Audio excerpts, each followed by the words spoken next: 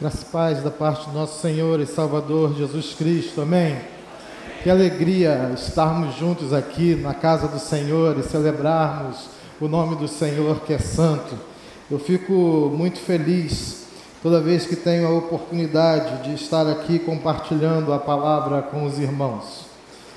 Chegar numa noite como essa e poder então trazer algo que Deus já colocou no meu coração e a gente refletir sobre aquilo que Deus tem feito e aquilo que Ele quer e pode fazer. Nós estamos saudosos já com a viagem dos nossos irmãos, 47 irmãos, na verdade, para Israel.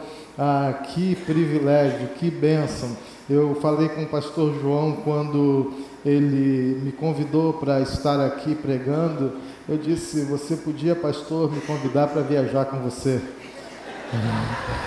Obviamente que eu fico muito feliz de estar com os irmãos, e os irmãos entendem por que eu digo isso. É um privilégio, é uma bênção, e como o irmão Ricardo disse pela manhã, estão todos muito felizes. Eu imagino que sim. Pensa, irmãos, que eles vão fazer renovação de votos em Caná. Que bênção. Eu preciso parar de contar sobre a viagem aqui, porque o próximo passo é pecar. É verdade. Então, eu acho que está na hora da gente deixar um pouco, uma brincadeira, obviamente, e a gente está orando e pedindo ao Senhor que guarde o pastor João, juntamente com toda a caravana. Pastor Marcos Coelho, da PIB de Cascadura, também está junto com eles lá. Que o Senhor os proteja, que o Senhor os guarde lá, que nenhum mal aconteça e que rapidamente eles estejam de volta para celebrarem e estarem em comunhão conosco, amém? Irmãos, eu trouxe também, assim como o pastor Pedro, pela manhã, uma ideia para refletirmos sobre família. Estamos em maio e é apropriado que façamos isso. A gente sempre considera o tema da família no mês de maio. Muitas atividades estão acontecendo que tem a ver com a família. Nós tivemos o início agora de algumas classes do Casados para Sempre. Tivemos também, hoje pela manhã, o início de uma classe do UAN. O UAN é o curso de noivos, da mesma instituição que promove o Casados para Sempre. E a gente começou hoje com 6 casais alunos. Uma bênção o início desse curso. A gente já pôde compartilhar, a Vivian e eu estamos dando essas aulas. E aí, ao apresentar o material para eles, eu disse para eles que eles vão ganhar um livro e eles vão ganhar também um certificado do curso de noivos. E eu disse: almejem por esse certificado, porque depois que tiverem esse certificado, vocês nunca vão ter um problema no casamento. Eu disse: só que não. É um desafio viver em família, é um desafio. A Bíblia traz para a gente tantos exemplos de famílias normais, famílias como as que a gente conhece, com uma estrutura de amor. É o amor que define a constituição da nossa família a partir dos valores bíblicos, dos fundamentos bíblicos e da orientação bíblica deixada para nós, amém? O desafio de pensar família nesse tempo tem a ver com esse colapso que se instalou na nossa sociedade. Então, quando a gente fala em família e fala do amor, e que o amor é o filtro, e é mesmo, a gente já começa a perceber que existem colagens que fazem mal à estrutura familiar. Por isso mesmo há tanto aumento de sofrimento e há tanto aumento de violência, há tanto aumento de dores, por conta desse colapso e do atentado que se faz contra a estrutura familiar. A Bíblia diz, no final dos tempos, o amor de muitos se esfriaria. E tantas vezes a gente olha para essa colocação do texto bíblico somente nessa perspectiva vertical do relacionamento entre Deus e o homem,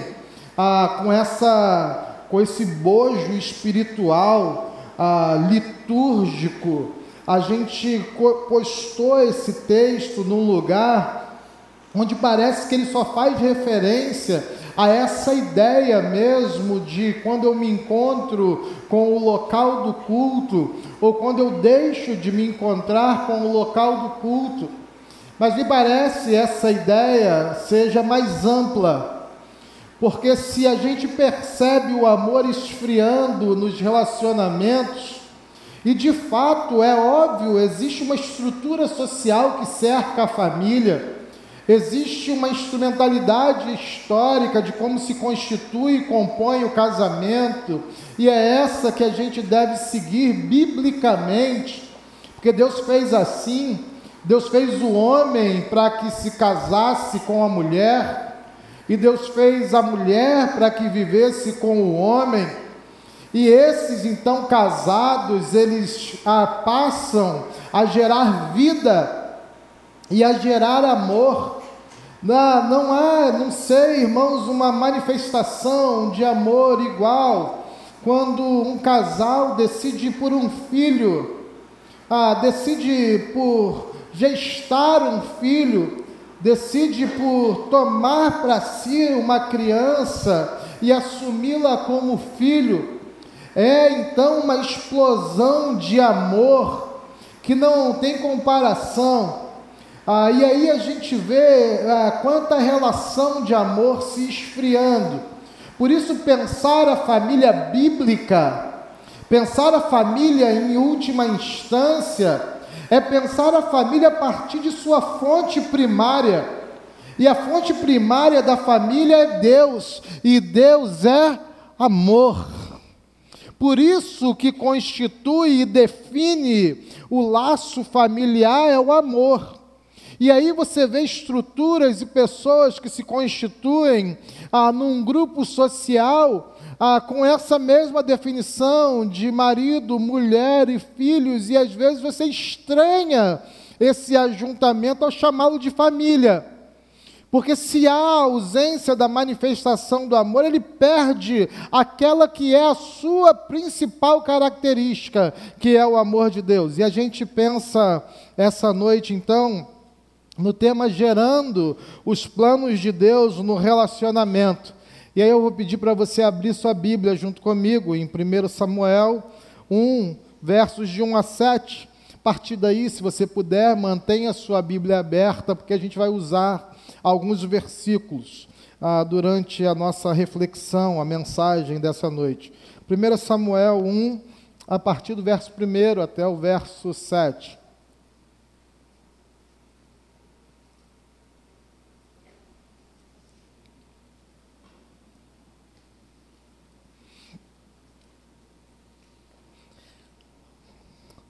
Vou fazer a leitura então, os irmãos acompanhem,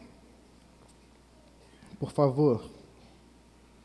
Diz assim: havia um certo homem de Ramataim, Zufita, dos montes de Efraim, chamado Eucana, filho de Jeroão, neto de Eliú e bisneto de Tou, filho do efraimita Zufi. Ele tinha 2 mulheres, uma se chamava Ana e a outra Penina. Penina tinha filhos, Ana, porém, não tinha. Todos os anos esse homem subia de sua cidade a Siló para adorar e sacrificar ao Senhor dos exércitos. Lá, Rofini e Finéias, os 2 filhos de Eli, eram sacerdotes do Senhor.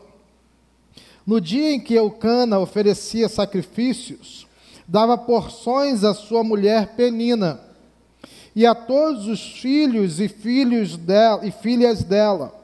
Mas a Ana dava uma porção dupla, porque a amava, apesar de o Senhor tê-la deixado estéril. E porque o Senhor a tinha deixado estéril, sua rival a provocava continuamente. a fim de irritá-la. Isso acontecia ano após ano. Sempre que Ana subia à casa do Senhor, sua rival a provocava, e ela chorava e não comia. Deus, diante da tua igreja está a leitura da tua palavra. Nós rogamos ao Senhor que o teu Espírito nos fale, nos ministre ao coração, que seja um tempo de bênção para nós e para nossa casa, Senhor. Nós rogamos ao Senhor sermos desafiados a mudanças e transformações, que ao sairmos daqui, ó Senhor, nós cheguemos num lugar mais aproximado do Senhor, e aí nesse lugar a gente possa manifestar o teu amor, a tua graça, a tua bondade, a tua lealdade para com a nossa família. Nós rogamos a bênção do Senhor sobre as nossas casas, em nome de Jesus, amém.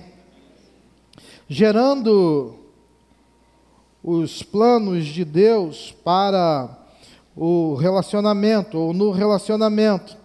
Samuel é um personagem clássico, a história de Ana também é uma história que todos nós conhecemos, e sempre é uma história muito inspiradora, porque a gente percebe na fé de Ana uma fé que é de fato contínua, uma fé que rompe as barreiras das circunstâncias. E exercitar e praticar a nossa fé é muito desafiador nesse momento, porque no tempo em que tudo vai bem, nós acabamos de cantar, sei que os dias são maus e as noites escuras, mas o abraço de Deus me encoraja. O pessoal da juventude já sabe que eu amo citar música, mas eu nunca sei as letras. Então, quando eu parar, você pode continuar mesmo, porque você vai me abençoar, porque é essa parte que eu esqueci. Mas o abraço de Deus me encoraja. Que bênção a gente pensar nessa ideia.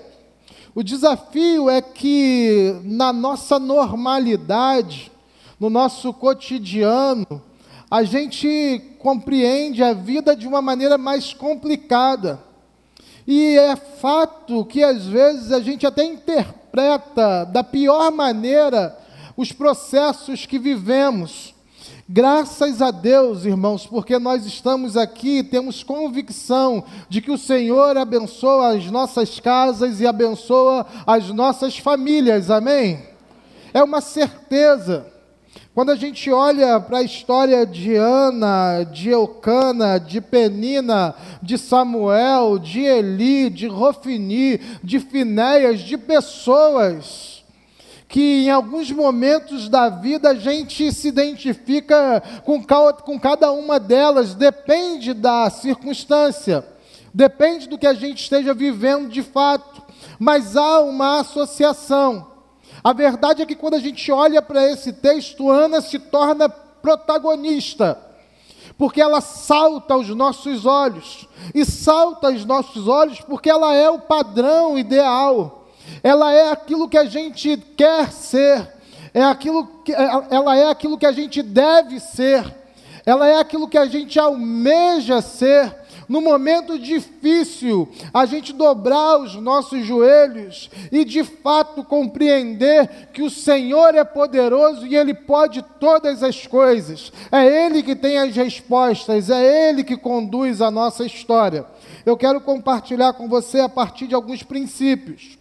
E eu começo pensando não a partir de Ana, mas eu começo pensando a partir de Eucana, que também tem um papel fundamental nessa história.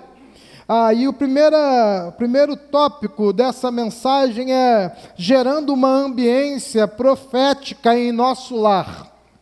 Gerando uma ambiência profética em nosso lar. E se você olhar lá nos versos 4 e 5, você vai ver o relato daquilo que Eucana sabiamente fazia, ensinando para nós a maneira como a gente deve reagir a maneira como a gente deve se comportar e a gente deve relacionar com os nossos familiares. Irmãos, uma verdade é que nós devemos ser canal de bênção para as pessoas da nossa família. A gente deve ser instrumento de bênção para os nossos familiares e gerar na nossa casa uma ambiência profética. Eucana dava uma porção toda vez que ia ao templo, eles subiam. Estamos falando de uma família que cumpria os rituais, de uma família que submetia à adoração, uma família que levava a sua adoração diante de Deus ano após ano, subia ao templo na época que deveria subir. E aqui já tem uma virtude, uma família que chega junto na presença do Senhor, é uma família que vai experimentar da vontade e do querer de Deus na sua casa. Por isso o desafio de gerar essa ambiência, de despertar esse desejo de estar na presença do Senhor.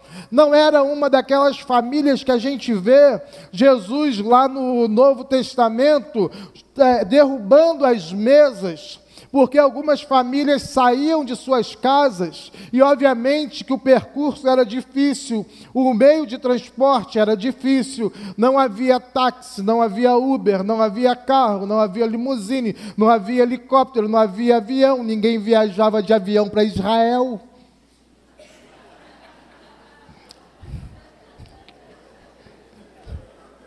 Vamos seguir. Ô Senhor, me perdoa.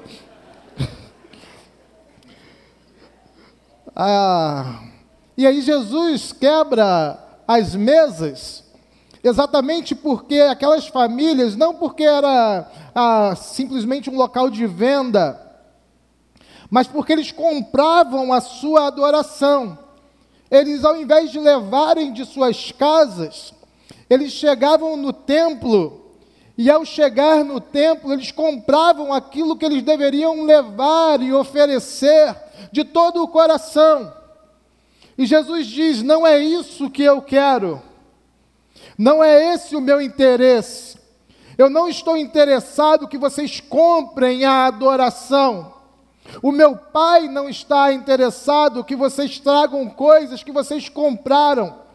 Mas o interesse é que vocês ofereçam adoração como verdadeiros adoradores que adoram em espírito e em verdade.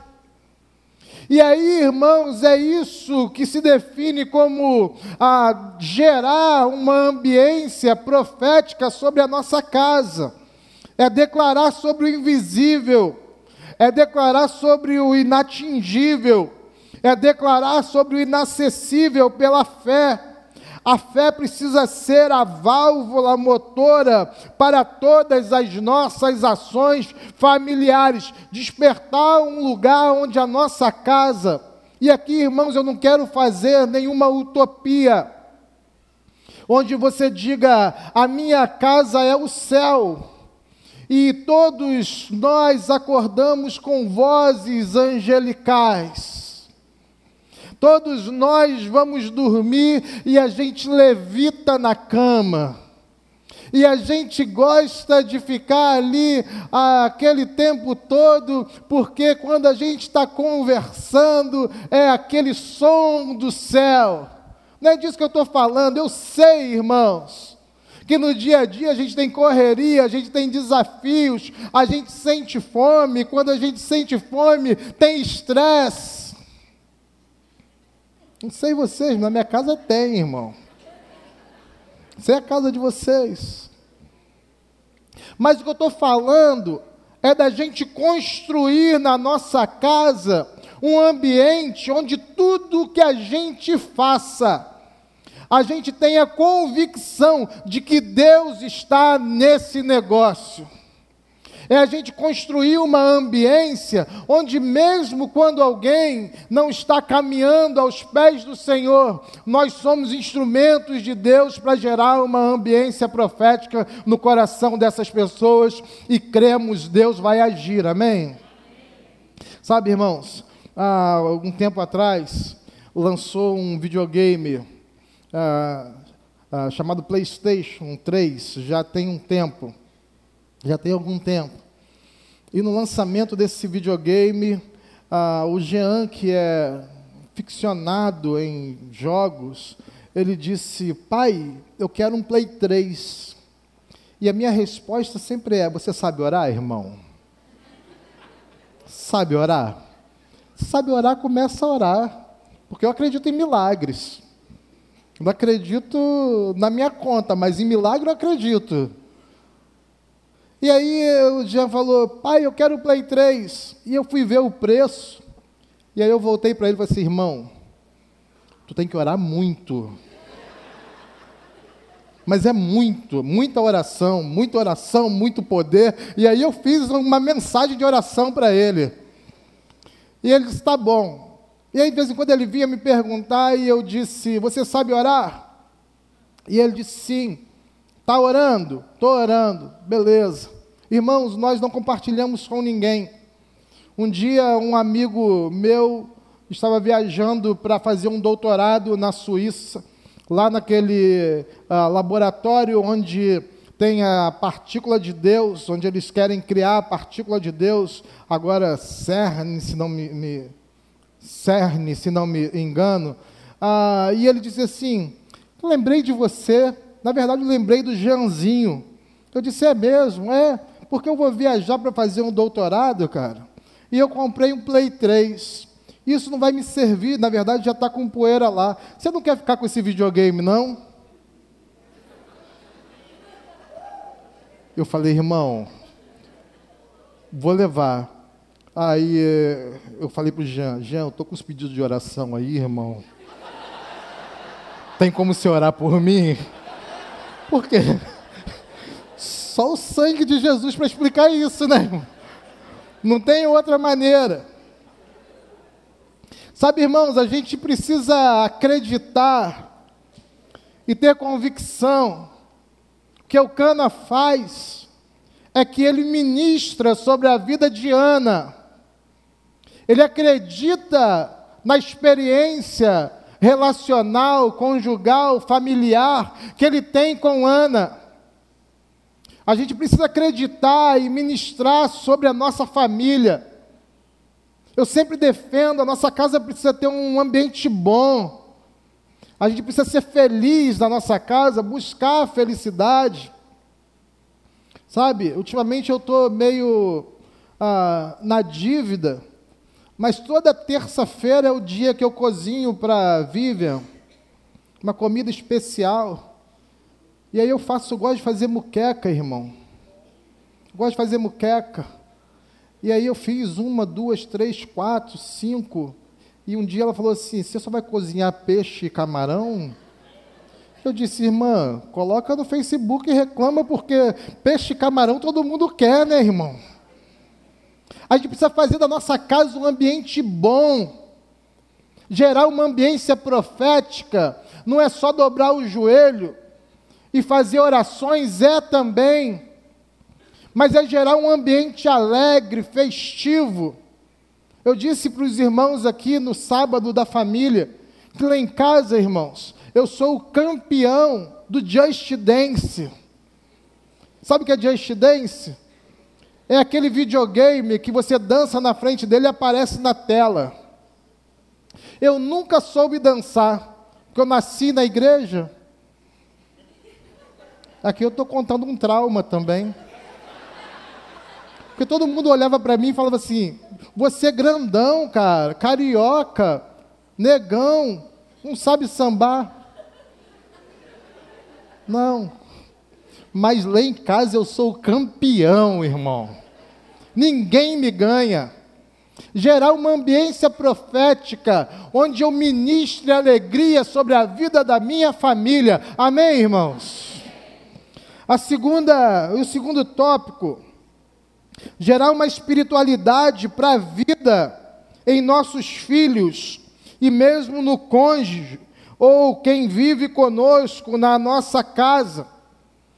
Verso 11, a declaração de Ana é: todos os dias, Samuel vai adorar ao Senhor.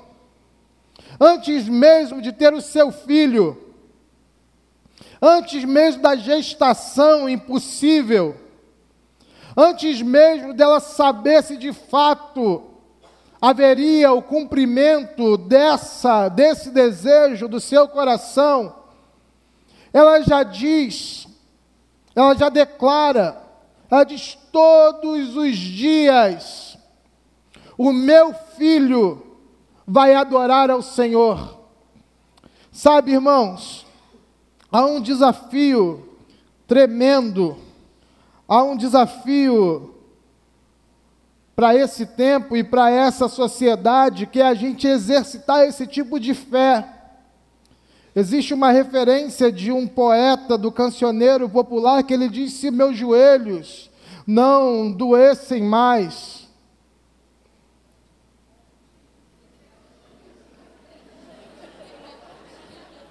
diante de um bom motivo que me traga fé. É isso que eu queria falar. Se os meus joelhos não doessem mais diante de um bom motivo que me traga a fé. Sabe, irmãos, a nossa espiritualidade precisa provocar em nós essas declarações, onde a gente se apresenta diante da nossa família como aqueles que defendem em oração os nossos familiares. Isso não tem a ver somente de pai para filho, de esposa para marido, mas tem a ver nessa relação que é conjunta, que é sistêmica. Primeira vez que eu falei para os jovens aqui da igreja foi lá no sítio, no encontro de jovens, e o tema era pais e filhos. E eu disse aos jovens: quanto é que vocês oram pelos pais de vocês? E eu trouxe inclusive uma outra citação do cancioneiro popular que eu não vou fazer aqui, porque eu já esqueci ela toda. Esqueci mesmo.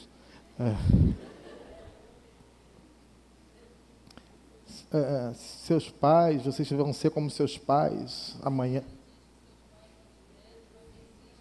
Eu amo a minha mulher, irmãos. Você me diz que seus pais não te entendem, mas vocês não entendem seus pais.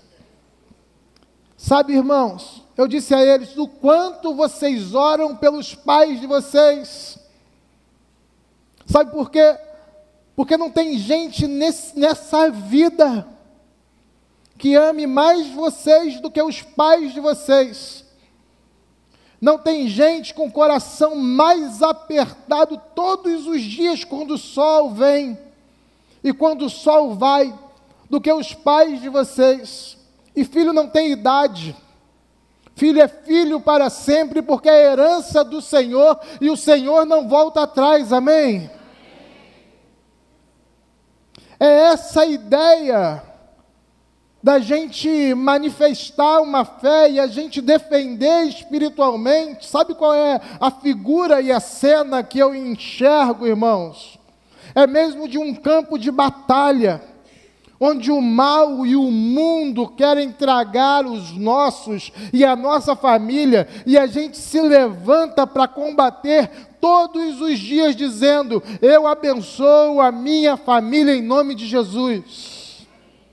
Eu me lembro, na adolescência, um tempo, 16, 17 anos, quando eu estava naquela fase da adolescência, onde às vezes você está próximo de tomar decisões erradas e tudo mais. E minha mãe entrou no meu quarto, estava deitado, ouvindo música, e minha mãe entrou e olhou dentro dos meus olhos e falou: ei, cara, eu não tive você para o mundo, eu tive você para servir ao Senhor, então toma vergonha. Irmãos, aquela fala da minha mãe, naquele momento, me gerou algum impacto, mas essa fala da minha mãe, hoje ela já está na glória, ela gera muito mais impacto na minha vida. Porque quando eu lembro dos meus pais, eu lembro da declaração da minha mãe, que ainda fala, mesmo em morte, ela fala a minha vida, eu tive você para servir ao Senhor, e é isso que eu quero fazer todos os dias. Por isso, eu estimulo você, que é servo do Senhor, eu estimulo você que todos os dias você chegue na sua casa, e mesmo nos dias maus ou nas noites escuras, ao abrir a sua boca você diga: ei, nós estamos aqui para servir ao Senhor e a bênção de Deus está sobre a nossa casa. Terceiro tópico é gerar uma adoração que vai refletir no ministério do outro. Gerar uma adoração que vai refletir no ministério do outro.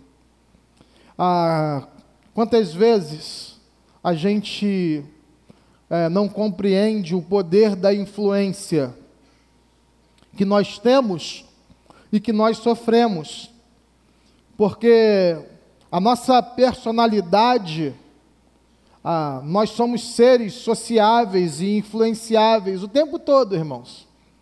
Alguém vai dizer assim: eu não sofro influência. Quem quer dizer isso não vai dizer isso, porque já não está mais em vida. Porque qualquer pessoa em vida sofre e exerce influência. Todos nós, seres humanos, somos seres sociais e sociáveis. Isso significa que a gente vai sofrendo e gerando influência o tempo todo.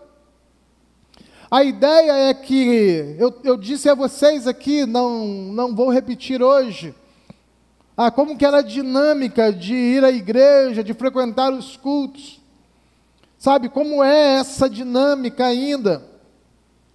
Tem uma coisa que eu não abro mão, irmãos, não abro mão, é de que meus filhos, e eles estão aí, são testemunhas, participem, se integrem, frequentem os cultos.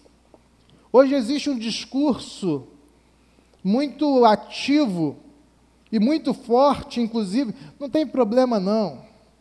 Se você não quiser ir à igreja, não tem problema não, semana que vem a gente vai. Ou então aquela coisa de, eu vou, mas eu estou meio cansado, sabe? Irmão. Tudo que a gente faz e fala gera influência. E, na verdade, a nossa influência e a nossa perspectiva sempre deve ser aquela que aproxima os nossos e a nós mesmos da vontade de Deus. Eu sempre digo aos pais, não existe um lugar melhor nesse mundo para a gente criar os nossos filhos do que nos corredores da igreja correndo por aqui. Não existe um lugar melhor para a gente fazer isso. Eu sempre digo, de vez em quando eu trago um durante a semana, eu venho trabalhar e trago um. Vou fazer o quê? Anda pelo corredor. Pode ficar aí andando no corredor. Você vai encontrar por aí os caras, vai encontrar o Vitor, vai encontrar vai ser divertido. E vem no meu gabinete e fala assim, eu estou cansado. Procura outro corredor, a igreja é grande. Irmão, eu prefiro meus filhos andando no corredor o dia inteiro da igreja. Obviamente tem uma agenda de curso, tem uma agenda de estudo, tem uma agenda de preparação, tem toda essa agenda. Essa agenda não pode substituir a formação e a integração que eles vão ter no relacionamento com a igreja de Jesus. Esse lugar é abençoador, porque as pessoas que estão nesse lugar são abençoadoras. Irmão, não tem outro lugar onde você vai encontrar uma palavra de estímulo no momento de desafio. É na igreja de Jesus, amém? Não tem jeito melhor de resolver problemas do que orando e buscando referência na palavra de Deus. Adoração. Sabe, tem situações que a gente não consegue resolver com argumento, com aconselhamento. Tem situações que você não vai conseguir demandar com a força dos seus braços. Porque tem situações que são maiores e mais fortes que nós. Eu não sei se você já se sentiu pequeno diante de uma circunstância. O pastor falou aqui na semana passada da experiência de Davi e Golias. Não foi isso mesmo? Era mais forte e maior, e com a força do braço não era possível resolver. Sabe o que eu faço? Quando alguma coisa na minha casa é maior do que eu, é mais forte do que eu, irmãos, eu reúno todo mundo na mesa, eu abro um texto bíblico, eu leio a palavra de Deus e eu oro: Senhor, o Senhor é forte e poderoso, e é o Senhor que é o dono dessa casa, então resolva para nós essa situação, e Deus sempre resolve, irmãos, amém? É isso que a gente deve fazer. Isso vai influenciar na prática do outro, sempre vai. Uma vez eu estava saindo da igreja numa festa, uma festa da roça, e aí o Jean veio com um amigo dele, o Gabriel, o Bigo, e disse assim: o Bigo pode dormir lá em casa? E eu disse: pode sim. Então a gente precisa buscar a roupa dele. Aí pegamos o carro, os dois entraram na parte de trás, conversando, e o Jean já tinha declarado para a gente em algum tempo que ele quer ser engenheiro como avô, e ele quer ser pastor também. E aí eu perguntei para o Gabriel: Gabriel, o que você quer ser quando crescer? E coincidentemente ele disse: eu quero ser engenheiro e eu quero ser pastor. E aquilo me chamou a atenção, e eu disse: da onde vem essa história de você ser pastor? Ele, à época, com 12 anos, 11 para 12 anos, o Jean 12 para 13, a diferença era de mais ou menos um ano. E ele disse: sabe, pastor, um dia, você conhece minha mãe, né, pastor? Minha mãe é meio doidinha. E eu disse: já começou errado, irmão. Então, é porque você não conhece minha tia. Minha tia é mais doidinha ainda. Eu falei: não tem nada a ver com o ministério isso aí. E aí ele disse: não, então minha tia ligou lá para casa 3 horas da manhã e minha mãe me chamou. E aí minha tia falou assim: Deus falou comigo para eu falar uma coisa com você. E ele disse: se Deus falou contigo e está de madrugada, tia, por que você não me falou de manhã? E aí a tia falou: Deus falou comigo que você vai para o ministério.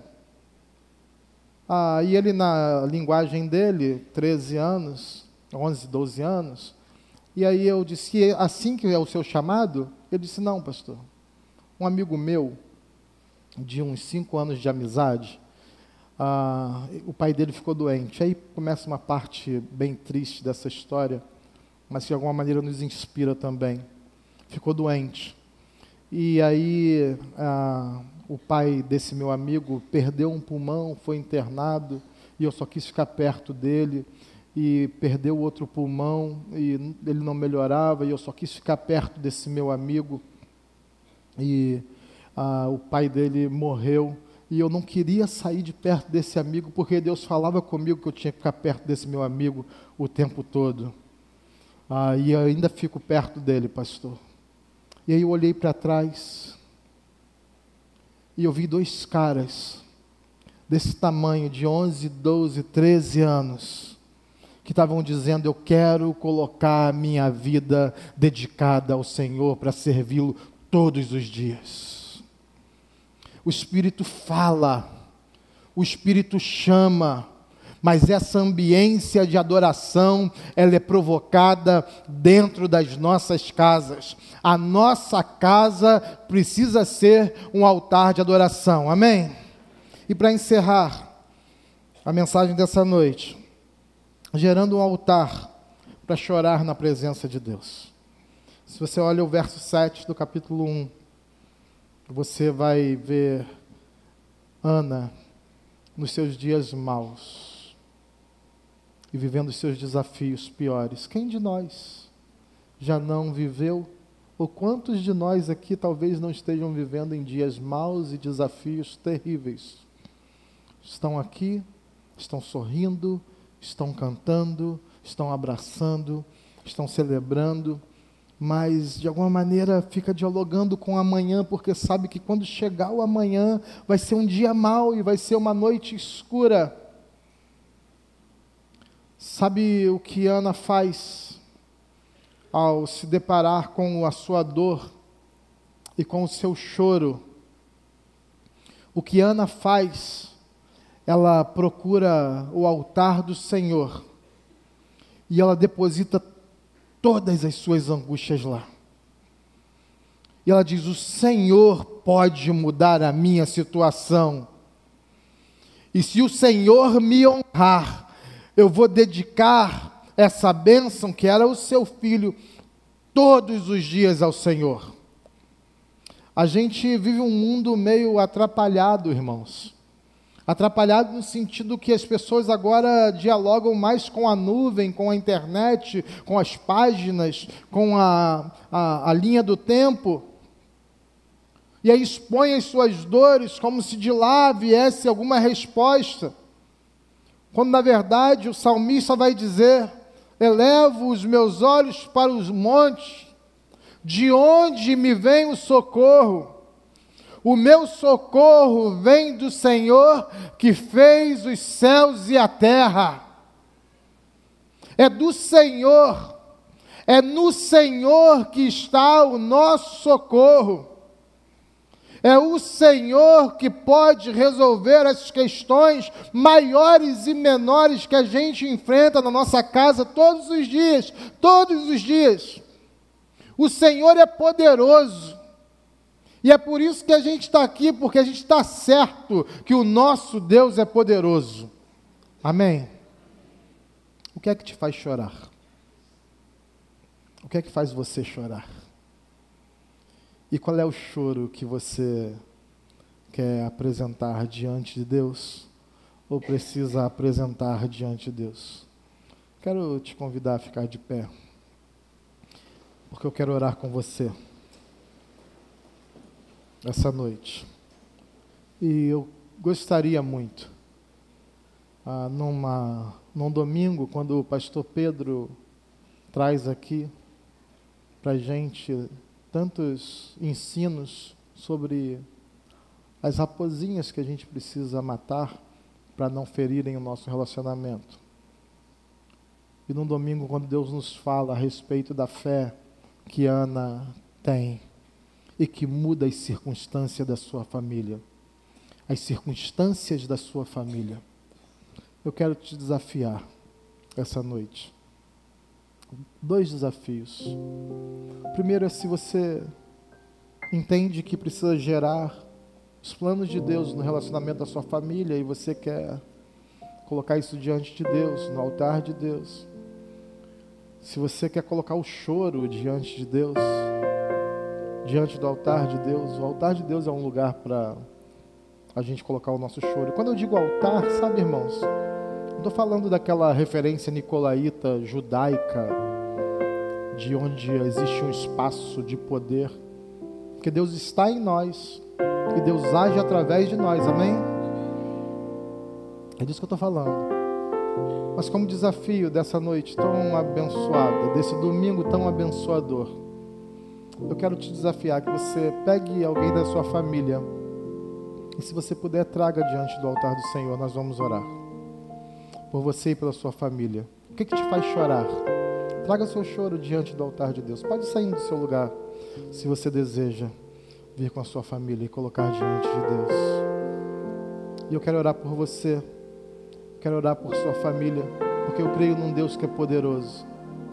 As pessoas estão vindo, e talvez você não conheça ainda Jesus como seu Salvador, e você quer tomar uma decisão ao lado de Jesus hoje também. Sai do seu lugar e venha aqui também, porque é uma noite de oração. Não tem problema a gente encher os corredores. Chama o pastor Pedro para estar aqui comigo nesse momento de oração.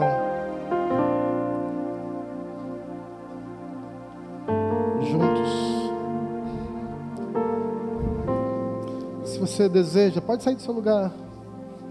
Como que num ato profético, assim como Eucana faz sobre a vida de Ana. Saia do lugar com a sua família e consagre ao Senhor. Diga: Deus, eu preciso gerar uma ambiência profética. Eu preciso gerar uma ambiência de fé. Eu preciso gerar uma ambiência de adoração. E eu preciso gerar um altar onde a gente chore junto na presença de Deus.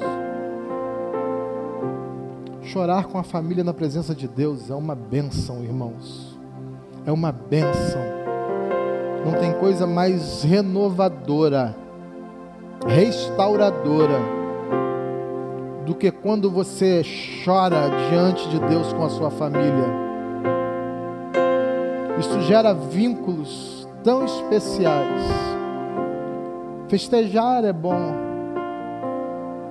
celebrar em família é bom, fazer festa é muito bom, é muito divertido, mas chorar na presença de Deus em família é muito especial e é muito espiritual.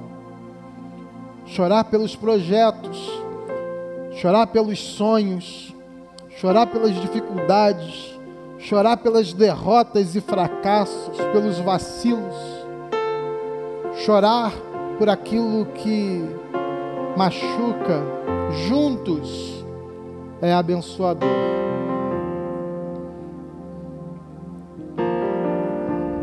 Pastor Pedro vai fazer uma oração, depois eu vou orar também, 2 orações para a gente finalizar esse domingo juntos. Santo Deus e Pai, nós queremos chegar, Senhor, na Tua presença. Já estamos nela, Senhor. Queremos Te louvar, Te adorar pela ação do Teu Santo Espírito, Senhor, nas nossas vidas, nas vidas de nossas famílias, Senhor.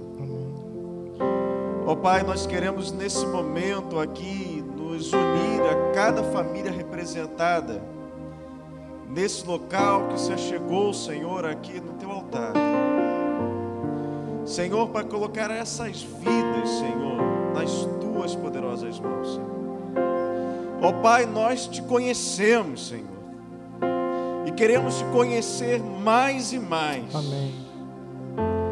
Por isso, Senhor, desejamos cada vez mais esvaziar de nós mesmos, encher-nos do Teu Espírito, para que flua em nós, Senhor, a adoração. Amém, Jesus. Para que cresça em nós a fé, para que possamos, Senhor, ministrar, Senhor, aos nossos pais, aos nossos filhos, aos nossos parentes, Senhor, a nossa família. Amém, Jesus. Que possamos, ó Pai, sinalizar, Senhor, o Teu reino de Deus aqui na terra, na nossa casa, Senhor. Que possamos, Senhor, atrair as pessoas que estão ao nosso redor, que elas percebam que há algo em nós diferente, Senhor. Ó Pai, nós sabemos que somos feitos de carne, sabemos, Senhor, das muitas dificuldades, Senhor, que passamos.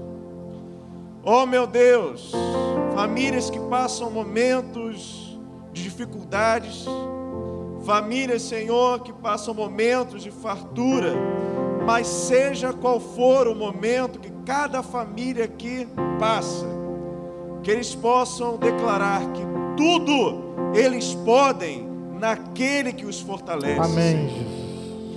Que eles tenham a certeza e a confiança, Senhor, que Tu estás nos escutando a esse momento, e que Teus ouvidos, Senhor, estão inclinados em nossas direções, e que Teus braços, Senhor, estão estendidos para nós, Senhor. Que levantemos as nossas mãos e que toquemos, Senhor, as Tuas, e nelas, Senhor, depositemos tudo que é de mais precioso em nossas vidas, a nossa família.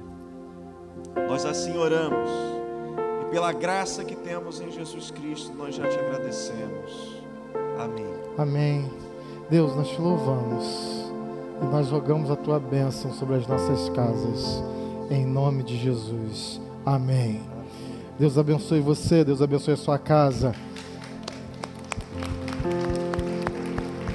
Você pode sentar, por favor? A gente já está caminhando para o encerramento. Tem uma música do Regis Danese, né? A gente vai cantar agora. Então os irmãos vão cantar e depois eu volto aqui para dar um anúncio para os